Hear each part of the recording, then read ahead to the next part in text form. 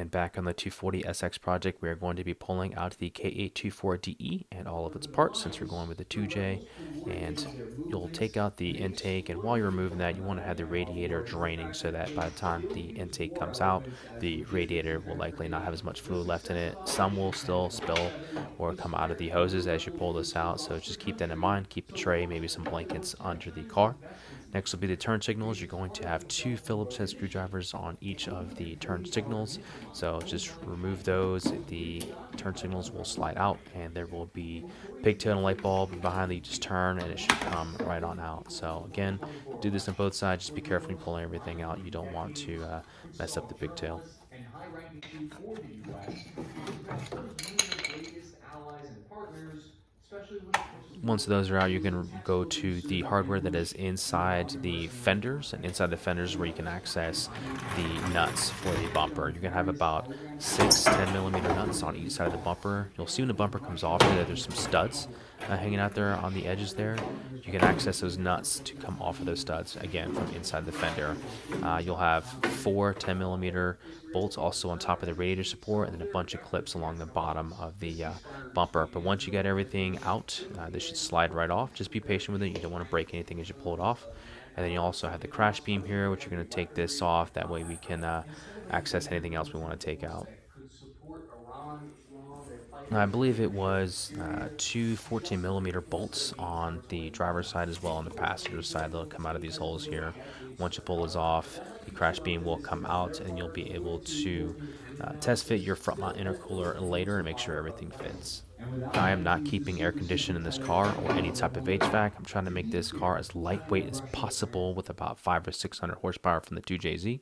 So this was still in really good condition. I was able to sell a lot of the air conditioning components out of this car on eBay, get some cash back, and put it back into the project here. But as you can see here, the condenser is out and the dryer came out with it, and we have a lot of open space here. These cars are known to have heating issues with the JZ, so I just wanted to clear out as much space as possible and make it breathable. So we're going to move on to the ECU, and as you pull the ECU out, you can remove some of these panels, so that way you can access the mounting bolts as well as anything else around the ECU holding it in. 10 millimeter, again, is what you use to pull off the harness holder as well as any supporting brackets on the ECU. And there we go. Just going to highlight another bracket here holding in the ECU. So once you remove that, you should be able to slide it right on out. And just always keep checking on it. Make sure there's nothing else holding it in place. You don't want to break anything, strip anything. But yeah, KA24DE computer. It looks like we also have a chip possibly inside. When opening this later, I would find I believe it was a NIS Tune 3 chip that was inside. Then you're going to pull out the glove box. What we're trying to do here is just make sure that the engine harness comes out through the firewall with ease and doesn't get hung up on anything. So just remove these bolts, and I believe there's a screw as well that holds all this into place.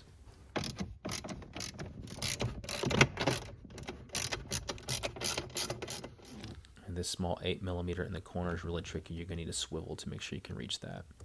As you're still working to get the harness out, there's going to be a couple more plugs you're still going to have to unplug to be able to pull the harness out.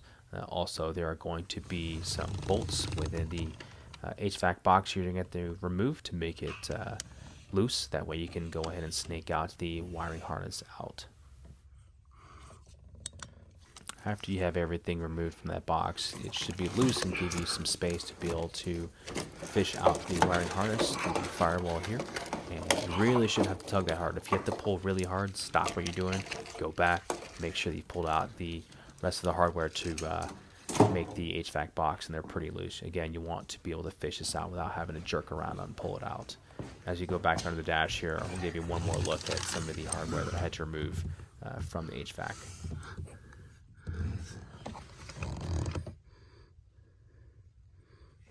So we're just about there to be able to pull the motor out, but you do want to just run along the harness here and make sure that you have any accessory plugs unplugged, so that way you don't have a hang up or a snag while you're pulling out. We'll have to undo that one. I believe there's also one or two more within the engine bay, but once you have those unplugged as shown here, lay it off to the side, and it looks like we're going to be free here to go ahead and pull our motor out.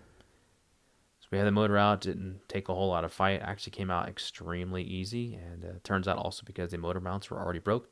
I did loosen these ahead of time, but they just were not connected to the motor, and the one here was also stripped out. So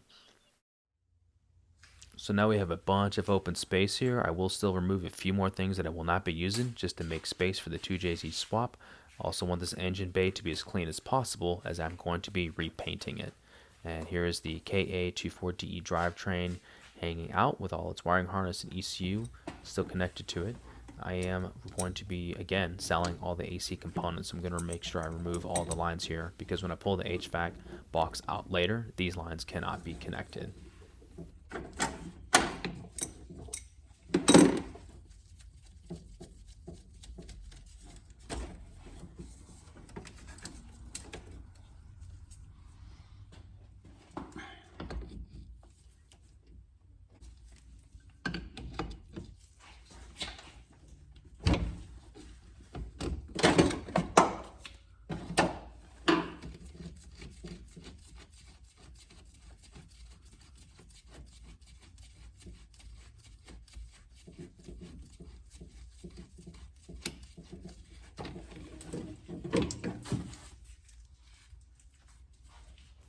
Small little box unicorn you're going to pull out. This car's never had cruise control, really. Never functioned, so I'm just going to go ahead and ditch this.